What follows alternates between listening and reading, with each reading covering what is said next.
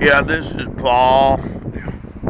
I was reading this law dictionary and they have what's called adequate preparation. Adequate preparation refers to the proper preparation of a case by an attorney. It includes interviews with witnesses, knowledge of the facts, knowledge of the applicable laws, analysis of the probable handling of the case by the opposing attorney. And of course consultations with the client. I was going over a few days ago the response from the state of Washington and then the response of the public defender's office. And I had requested in an email to have witnesses as to why it was that I was arrested for an alleged crime that took place in a city that I wasn't in.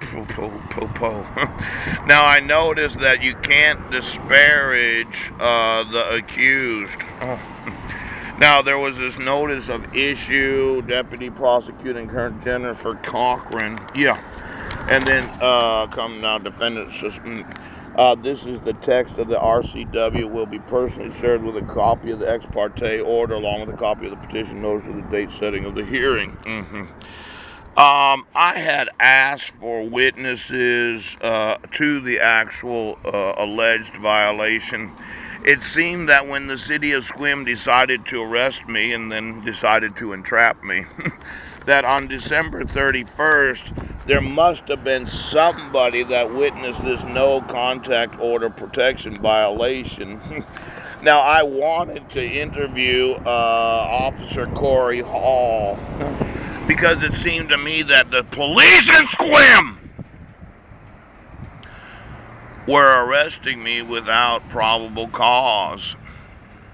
Now, when I informed law enforcement that my due process rights are being violated, and then I get arrested on January 4th, and I was assigned Bruce Hannafy as my public defender, then I emailed him because the Constitution says I have the right to call witnesses on my behalf. Now, there's one of those amendments in that Constitution that says that if you're the accused, you have certain rights.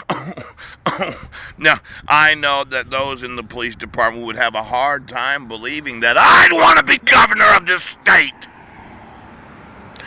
But I'm thinking about using this to further my political aspirations. Now, when I look at this Constitution, just a second here, Constitution, Chief of the Navy Judicial Branch, and I put in writing that criminal accused shall enjoy the right to speedy and public trial in partial state or district wherein the crime shall be committed, to be confronted with the witnesses against him, and to have compulsory process for obtaining witnesses in his favor, and to have the assistance of counsel for his defense.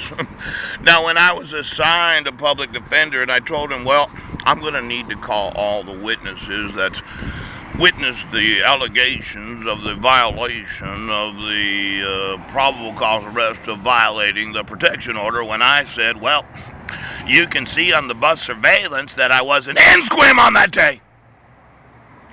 Now, somebody obstructed my right to contact witnesses in my defense in favor of myself. Now, I know public defenders' offices, they don't have a lot of money for all this expert witnesses for a probable cause arrest of violating a protection order. I understand the finances of public defenders. In fact, I sent an email about that law about the legal services where they provide grants to public defenders' offices. It turns out that you violated that law that I emailed about last night.